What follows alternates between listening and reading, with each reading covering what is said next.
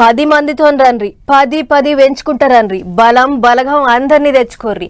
జాగ మీరు చెప్తారా మమ్మల్ని చెప్పమంటారా? చూసుకుందామంటే చూసుకుందాం, సై అంటే సై. అగ్గ సినిమా డైలాగులు భలే చెప్తున్నది కదా పిల్ల. ఆ సినిమా పేరేంటిదో చెప్పరాదు, మేము కూడా చూస్తాం అని అడిగారు. నేను చెప్పేది సినిమా ముచ్చట కాదు, తెలంగాణ రాజకీయాల ముచ్చట. చూడుర్రి, బస్తీ మే సవాల్ అన్నట్టు నడిచింది పార్టీల నడుమ అప్పుల పంచాది. ఏడికి కావాలంటే ఆడికొస్తాం, రాండ్రి కూసుందాం, పంచాది పెడదాం, పాలేంటియో నీళ్ళేంటియో తేలుద్దాం అన్నట్టు బేస్తారం పొద్దుగానే లీడర్లు అంతా బయలుదేరిండ్రు. ఓ దిక్కు కారు పార్టీ వాళ్ళు, ఇంకో దిక్కు చెయ్యి పార్టీ వాళ్ళు చెవురత్తలు ఊకొని చల్లు చూసుకుందాం అంటే చూసుకుందాం అన్నట్టు చేసిండ్రు. గురుకులాల పైసలన్నీ పాడి చేసిండ్రు, పైసలు తిన్నారు అన్నట్టు గులాబీ లీడర్లు మాట్లాడిన మాటలకు మంత్రులు గట్టిగా నారాజైండ్రు. గట్లు ఎట్లా అంటారు, గన్ పార్కు కాడికి రాండ్రి, నలుగుట్లే తేల్చుకుందామని సవాల్ ఇసిరిండ్రు. దానికి సై అంటే సై అన్నట్టు మాజీ మంత్రి హరీష్ రావు సారు వస్తున్నాయి ఇక కాసుకొని రా అన్నట్టు బండి కట్టడాలకు రెండు దిక్కులకు నడుమ లడాయి గట్టిగా నడుస్తుంది కావచ్చు. నల్లని ఏంటివో తెల్లని ఏంటివో బయట పడుతుంది కావచ్చు అనుకుంటారు పబ్లిక్. కానీ ఎక్కడిది, Harish Rao sir gun park కాడికి పోక మునిపే పోలీసు వాళ్ళు అరెస్ట్ చేసి తీసుకుపోయినరు. సవాల్ చేసిండ్రు, రాని పిలిచిండ్రు, వస్తుంటే ఏంటికి అరెస్ట్ చేసిండ్రు అన్నట్టు గట్టిగానే గరమైనరు కారు పార్టీ వాళ్ళు. ఆఖరికి కంచన్బాగు పోలీస్ టౌన్ లో కూసబెడితే అక్కడ కూడా ఓ కుర్చేసిండ్రు గులాబీ లీడర్లు. పోలీస్ స్టేషన్ లోనే పంచాయతీ పెడదాం రాని పిలిచిండ్రు. ఇక లొల్లి అంత వచ్చినాక మైకుల ముంగటికి వచ్చిన మాజీ మంత్రి హరీష్ రావు సార్ ఏమన్నాడో చూడండి. మంత్రులే మమ్మల్ని పిలిచారు, మంత్రులు మాకు సవాల్ వేసినారు కనుక దాన్ని స్వీకరించి మేము వెళ్తున్నాం అన్నప్పుడు మరి మమ్మల్ని పంపించాలి కదా. మమ్మల్ని పంపకుండా ఇవాళ మమ్మల్ని అరెస్ట్ చేసి తీసుకుపోయి పోలీస్ స్టేషన్ లో పెట్టారు. అంటే దీన్ని బట్టి ఏమర్థం అవుతుంది, చర్చకు మీరు సిద్ధంగా లేరు.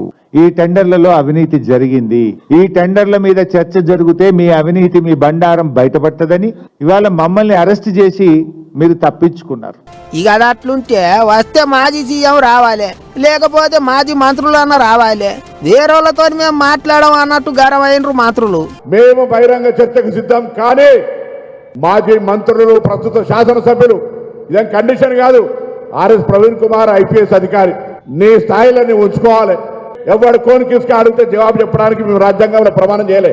నేను చేసే చర్చ ప్రజాస్వామికంగా రాజ్యాంగం ప్రమాణం చేసినటువంటి విషయంగా చెప్పేటువంటి పరిస్థితి ఉంటుంది.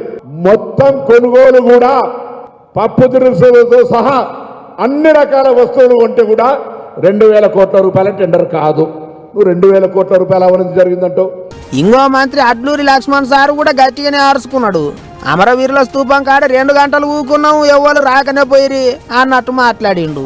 ఆ శాఖ మంత్రి మొత్తం టెండర్ ప్రక్రియ ఎప్పుడు మొదలైంది, ఏ విధంగా మొదలైంది, ఎవరి నోటిఫికేషన్స్ వచ్చింది, ఆ నోటిఫికేషన్ ఎవరెవరు పాల్గొన్నారు మొత్తం పట్టుకొచ్చిన హరీష్ రావు గారు, కేటీఆర్ గారు, మీరు ఎవరైతే మీరు మాజీ మంత్రులుగా మీరు రాజ్యాన్ని వెళ్ళినటువంటి వారు ఈ రాజ్యాన్ని రండి.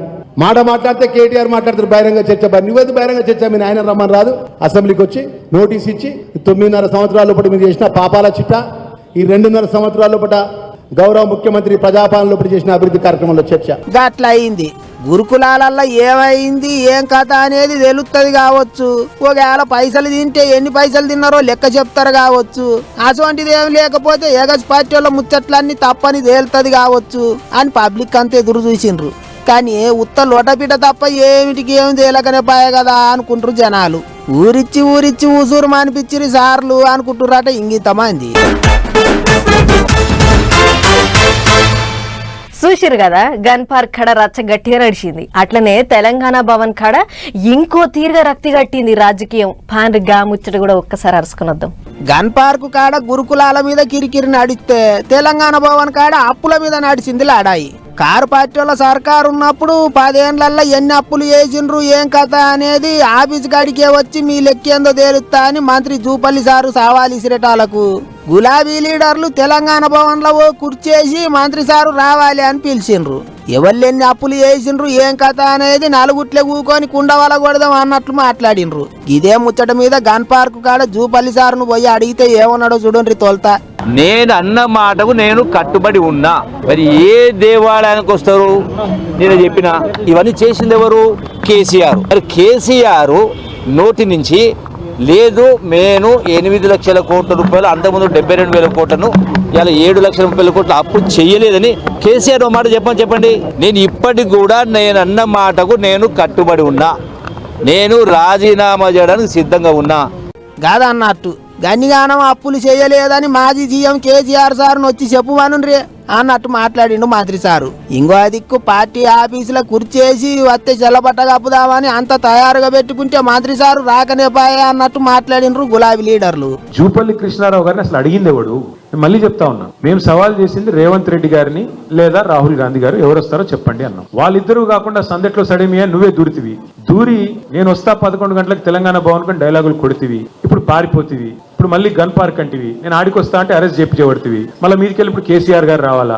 మీ ముఖ్యమంత్రి గారి స్థాయికి మేమే ఎక్కువ ఉన్న మాట చెప్తున్నాం. కేసీఆర్ గారు మీకు అంత స్థాయి లేదు. కేసీఆర్ గారు రావాలంటే రాహుల్ గాంధీ గారు వస్తే కేసీఆర్ గారిని మేము తీసుకొస్తాం. ఇక గన్ పార్క్ కాడ కాకుండా మళ్ళోసారి గాంధీ భవన్ లో మైకుల ముంగటికి వచ్చిన మంత్రి జూపల్లి సారు మళ్ళీ ఏమన్నాడో చూడండి. హరీష్ రావు ఇప్పుడు అమరం చేస్తున్న వస్తుంది తెలిసింది 10 నిమిషాల్లో. హరీష్ రావు, కేటీఆర్, కేసీఆర్ అందరూ అడిగినా వాళ్ళ బాబోదేరా ఎందుకు ఆల్రెడీ హరీష్ రావు బయలుదేరిందట అమరవీశ్వర గారికి. ఆ కేటీఆర్ బామ్మర్దిని కూడా అడిగి రమ్మని చెప్పండి, నేను అక్కడికి అరగంట ఉంటా. గట్ల బాబా మరుదులు గన్ పార్క్ కాడికి వస్తే అమరవీరుల స్తూపం కన్య ఊకొని అప్పుల మీద చర్చ పెడదాం అన్నాడు మంత్రి. ఒక మంత్రి గారేమో గౌరవనీయులు జూపల్లి కృష్ణారావు గారు తెలంగాణ భవన్కి వస్తాను, 8 లక్షల కోట్ల అప్పు చేయలేదని నేను మీరు రుజువు చేస్తే అక్కడే రాజీనామా చేసి వెళ్తాను. మరి భవన్కి వస్తానన్న జూపల్లి కృష్ణారావు గారు ఎందుకు భవన్కు రాలేదు? ఇక్కడ కేటీఆర్ గారు మేమిద్దరం కూడా ఆయనకు స్వాగతం తెలిపి బొకే ఇచ్చి షాలు కప్పి చర్చించడానికి కుర్చీలు వేసి వేదిక కూడా సిద్ధం చేసి పెట్టాం. కానీ ఆయన తోక ముడిచారు. గిట్ట నడిచింది లాడాయి. వస్తాం అన్నట్టే ఉన్నది, కూసుందాం అన్నట్టే ఉన్నది. కానీ ఒకళ్ళకోలు ఎదురువాడని లేదు, ముచ్చట ముంగడవాడని లేదు. అయినా ఇదివరకు ఎన్నిసార్లు సవాళ్ళు ఇసురుకోలేదు. ఏనాడైనా కొచెల్లిందా ముచ్చట అని నారాజైతుండ్రు పబ్లిక్. ఉప్పులు, పప్పులు, కాయగూరలు, గ్యాసు, పెట్రోలు, డీజిల్ ఇట్లా ఒక్కటని కాదు అన్ని రేట్లు పెరిగినాయి.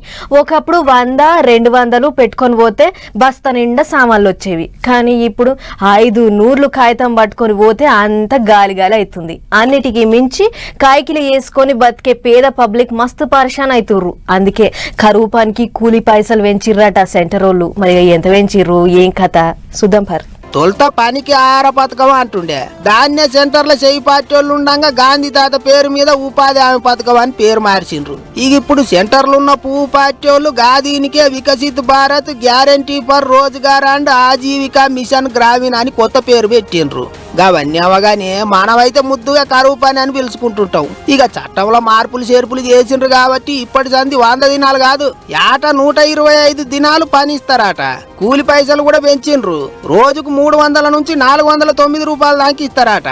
అయితే రాష్ట్రాన్ని బట్టి ఒక్కో జాగల ఒక్కో తీరుగా పైసలు ఇస్తాండ్రు. సిక్కిం రాష్ట్రం దిక్కు ఓ 3 పంచాయతీలలో రోజుకు 450 కూలి ఇస్తాండ్రు.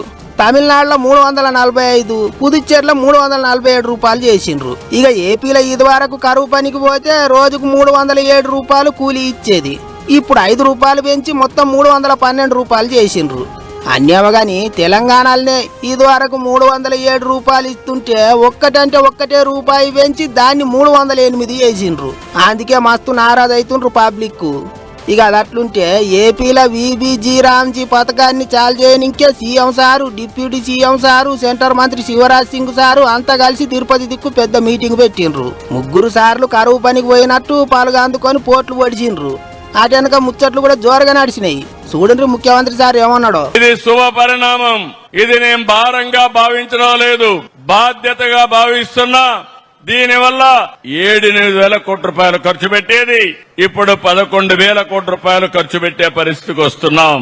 మీరు ఒక విషయం గుర్తుపెట్టుకోవాలి, గడిచిన ప్రభుత్వంలో నిధులన్నీ దారి మళ్లించారు, గ్రామాల్ని అంధకారంలో నెట్టేశారు.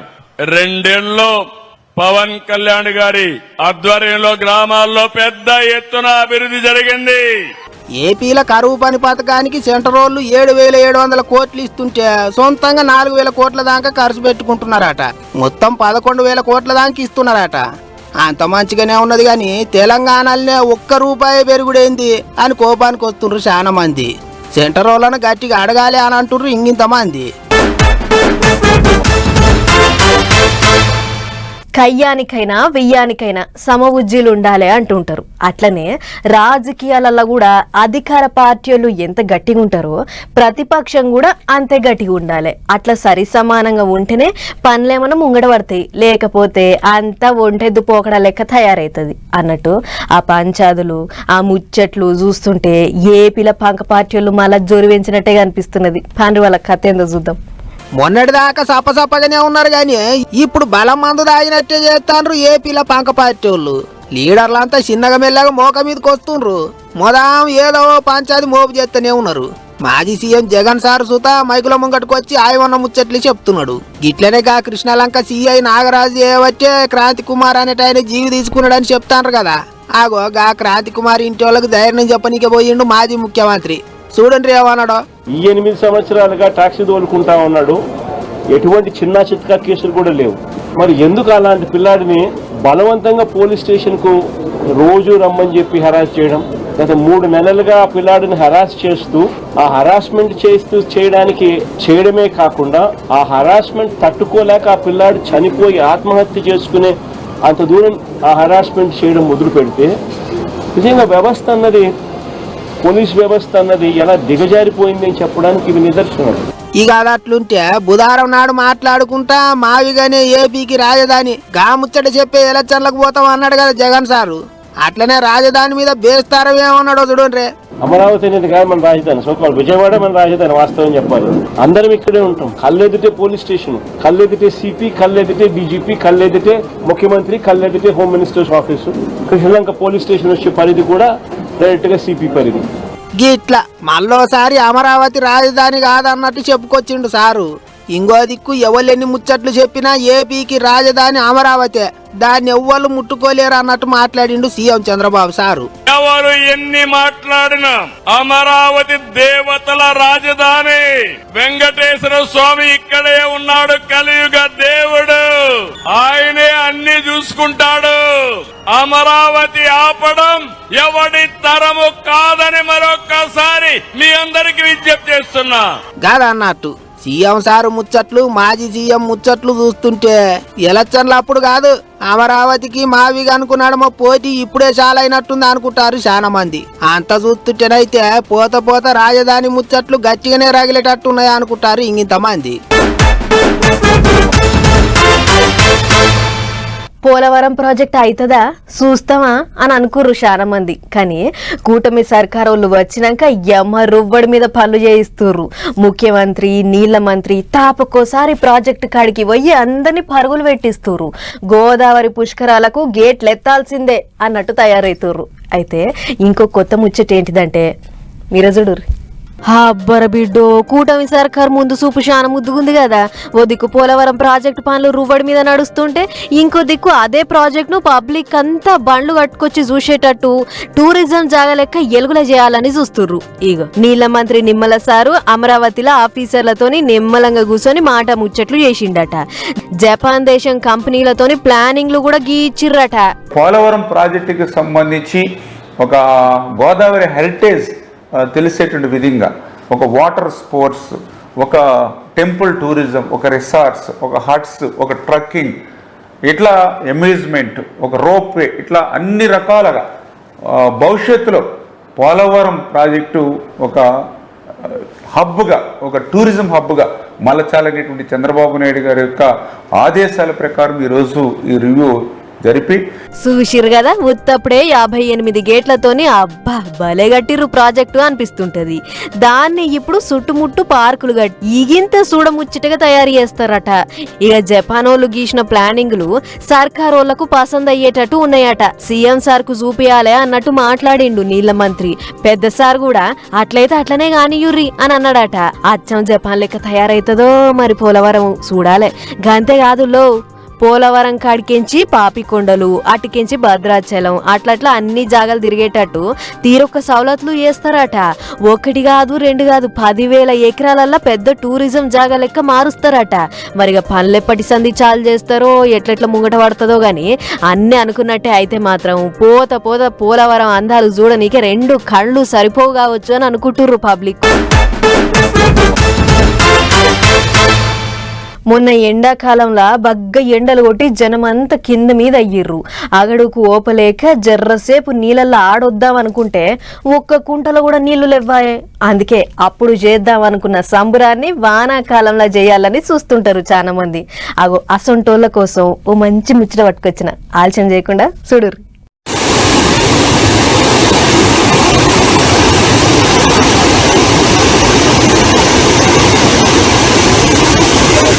అబ్బరకుండా ఏమన్నున్నదా జలపాతం చూస్తుంటేనే అలా దుంక బుద్ధి అవుతుంది, దుంకి ఈత కొట్ట బుద్ధి అవుతుంది. అవు గాని మన కాడ వానలే లేవు కదా, మరి ఈ జలపాతాలకు నీళ్ళు ఎడికించొచ్చే అనంటే మీది బాజు పడుతున్న జోరు వానలకు వరద కింద తనుకొస్తుంది. అందుకే ములుగు జిల్లా వాజేడులున్న ఈ బొగోతా జలపాతం గిట్ల దుంకుతుంది. లెక్కకైతే ఈ పాటికే బొయ్యమని వారాలు గాని వానలు లేక జర్రంతా ఆలస్యమైంది. ఇక నీళ్ల ధర పైకించి జుయ్యమని పడుతుంటే ఊగమోత కాదు. ఇక సప్పుడిని పర్యాటకులది ఒక మురిపెం కాదు, ఎప్పుడెప్పుడు పోవాలే, ఎప్పుడెప్పుడు ఫోటోలు దిగాలే, దుంకే ఆటలు ఎప్పుడు ఆడాలే అని మస్తు ఆత్రపడుతుర్రు. కాకపోతే అధికారులు మాత్రం కొలాయించలేదు. వరద మోక ఎట్లుంది ఏం కథ అని అంతా చూసినాక అప్పుడు కొలాయిస్తాం అనేది అధికారులు అంటున్న మాట. ఇటు వానలు లేక ఎండలతోని ఇన్నొద్దులు షిటషిట పెట్టిన పబ్లిక్ ప్రకృతి అందాలను చూడాలే, బొగోతా వయ్యారాలను తనివి తీరా ఆస్వాదించాలే అని మస్తు ఆత్రంగా ఎదురు చూస్తుర్రు. మరి ఎప్పుడు కొలాయిస్తారో ఏమో గాని గజ ఈతగాళ్లను గట్టిగా పెట్టి హెచ్చరిక బోర్డులు కూడా బందోబస్తు చెయ్యుర్రి సార్లు అని అడగబట్టిర్రు జనాలు. ఏదేమైనా ఎప్పుడెప్పుడా అని ఎదురు చూసిన బొగోతా జలపాతం దుంకుతుంది. మరి అధికారులు పర్యాటకులకు ఎప్పుడు నుండి ఈడుస్తారో ఏమో చూడాలి. హైదరాబాద్ పాత బస్తీ అంటే చిన్న చిన్న దుకాణాల కాడికెళ్ళి పెద్ద పెద్ద దుకాణాలకు పెట్టింది పేరు. గాజుల కాడికెళ్ళి బట్టల దాకా ఏదైనా అల్కగా దొరుకుతుంది. ఎప్పుడు చూడు కాలు పెట్టే సందు కూడా ఉండదు. గంతగానం మంది ఉంటారు, గన్నిగానం దుకాణాలు ఉంటాయి. మరి ఆ దుకాణాలు బిల్డింగ్లల్లా చిన్న చిన్న డబ్బాలల్లా ఉంటే ఏం కాదు, కానీ గిట్ల రోడ్డు పక్క పొంటి ఫుట్పాత్ మీద ఉంటేనే అసలైన తిప్పల. అందుకే ఏం చేసిర్రో చూడు ఆఫీసర్లు. చూసిర్రు కదా, పొద్దుగాల ఎండ పొద్దుకే ముందు జీహెచ్ఎంసీ అధికారులు పొక్లైన్లు పట్టుకపోయి ఫుట్పాత్లు సాఫ్ చేసే పనుల పడ్డారు. ఉత్తగపోతే లొల్లులైతే అని అనుకున్నారో ఏం పాడో గాని ఈసారి పోలీస్ పటాలం గట్టినే వేసుకొని పోయిర్రు. పాత బస్తీలున్న మదీనా చౌరస్తా కాడ్ నుంచి పురాణపుల్ దాకా పబ్లిక్ నడిచే ఫుట్పాత్ల మీద దందాలు చేస్తుర్రట కొంతమంది. ఎప్పటికీ చూస్తూనే ఉంటాం కదా కిటకిటం అంటుంటాయి ఈ ఫుట్పాత్లు. రయ్య బండ్లు నడిచే బాటల్నే పబ్లిక్ కూడా నడుస్తుంటారు. జర్ర ఎవ్వలు చూసుకోకుండా వచ్చిన టకర్లు అవుతుంటాయి. అగో అట్లా ఫుట్పాత్ల మీద దందాలు చేయబట్టే పబ్లిక్ కు నడిచేందుకు తొవ్వ లేకుండా అయ్యింది. ట్రాఫిక్ జామ్లతోని నరకంగా అనిపిస్తుంది. అందుకే మదీనా కెంచి పురాణపుల్ దాకా మొత్తం సీఫ్ సాఫ్ చేసిర్రు. ఫుట్పాత్లను కబ్జా చేసి నడిపిస్తున్న దుకాణాలన్నిటినీ దున్నినట్టు దుక్కిర్రు. ఇదివరకు ఒకసారి సీఎం రేవంత్ సార్ మాట్లాడుకుంటా పట్నంలో ఫుట్పాత్లు కబ్జా చేసేటోళ్లను గట్టిగా అరుచుకుంటామని అన్నాడు. అందుకే కావచ్చు పాత బస్తీలో కూడా ఆఫీసర్ల రువ్వడి చూపిస్తుర్రు. ఏమైనా పట్నంలో ఉన్న తొవ్వలన్నీ గిట్లనే సాఫ్ చేస్తే ఎంత మంచిగా ఉంటది కదా అని అనుకుంటుర్రు జనాలు. నెరీ ఇరికిరుకుండే పాత పట్నంలా తొవ్వలు ఈశీరం అయితే ఈగింత మంచుకుంటది. అవ్వోటి ఇవ్వోటి కొనుక్కొని ఇంకే పోయేటోళ్లకు సౌలతి మంచిగా అవుతుంది అని అనుకుంటుర్రు ఈగింత మంది. మన హైదరాబాద్ పట్టణాన్ని పేరుకు విశ్వనగరం అని చెప్పుకుంటాం గాని గట్టి వాన ఒక్కటి పడితే కథం పట్నం హాలత్ మేకప్ తీసిన ముసల్దాన్ లెక్కనే తయారైతుంది. ఎక్కడికక్కడ నీళ్లు నిలబడి రోడ్లు చెరువులు అవుతుంటాయి. ఇక ట్రాఫిక్ జామ్లు గంటల కమానం ఇరకపోవుడు సరే కానీ ఆ బొంబాయిలో పడిన వాన మన కాడ పడితే మాత్రం ఒక్కటే రోజుల పట్నం ఖాళీ అవ్వడు పక్క. కావాలంటే చూడుర్రి బొంబాయిల వానల మోక ఎట్లున్నదో.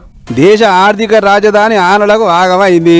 జోపితే ముంబై పట్నం మునిగి 3 చెర్ల నీళ్ళు తాగింది. ఇక చూడరే పట్నం హాలత్ ఎట్లుందో. అరేబియా సముద్రమే బొంబాయి పట్టణాన్ని చుట్టుముట్టిందా ఎట్లా అని ఎంతగా పరిశాన్ చేసింది వాన. బుజారం నడిజాం రాత్రి తగులుకున్న వాన బేస్తారం దాకా జోపిసి పెట్టింది. ఇక తెల్లారి లేచి చూసేటాలకు ఇది కథ. 6 గంటలు కుండపోత వాన పడేటాలకు రోడ్ల పరిస్థితి గిట్లుంది. ఎక్కడి బండ్లు అక్కనే పడవల లెక్క తేలుకుంటా పోతుంటే ఓనర్లది ఒగేడుపు కాదు. ఆటోలు ఆగమైనాయి, బైకులు బాయ్ చెప్పినాయి, లారీలు అడుగ తానాలు చేసినాయి. ఇక నడిచిపోతలు అయితే ఎక్కడో లక్కనే తలదాసుకుర్రు. ఇట్లా పట్నంలో ఏడ చూడు ఇదే కథ. సాగినాకలా నడుచుకుంటా పోతున్నావో మనిషి కాలు జారి మురికి కాలువలో పడితే ఎక్కడ కొట్టుకుపోయిండో పత్తకు లేడు. ఓ తాన చెట్టు ఊలి ఆటో సత్రోలు అయితే ఇంకో కాడ బస్సులకు నీళ్లు వచ్చి బర్బాద్ చేసింది. దుకాణాల కాడ మనిషి మునిగే నీళ్లు చేరేటాలకు బండ్లు మొత్తం పడవలైనాయి. సర్కారు తరపుకించి మున్సిపాలిటీ వచ్చి బానే తిప్పలు పడుతురు గాని చిన్న వరదనా శీతం నీళ్లుంటే వాళ్ళు మాత్రం ఏం చేస్తారు? అయినా కూడా వాళ్ళ డ్యూటీ వాళ్ళు చేసి కూడా బానే తిప్పలు పడ్డరు. ఇటు శీతం వరద చేయంగా చెత్త సేదారం అంతా రోడ్ల మీద ఎక్కడికక్కడ చేరింది.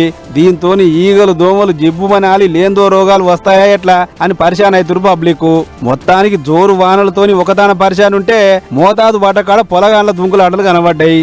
ఈ వానలు ఇంకో 2 రోజుల దాకా ఉండే ఛాన్స్ ఉందని పొలగాన్లకు తాతీరిచ్చే ఆలోచన కూడా చేస్తుందట అక్కడి సర్కారు. ఎందుకైనా మంచిదని బొంబాయితో పాటు తానే అసొంటి పట్టణాలకు ఆరెంజ్ అలర్ట్ కూడా ఇచ్చారట. మరి ఇప్పుడే గిట్లుంటే ముంగట జోరు వానలప్పుడు ఎట్లుంటుందో ఏమో చూడాలిగా బొంబాయి కథ. ఎక్కడన్నా దొంగలు పడితే ఏం చేస్తారులా?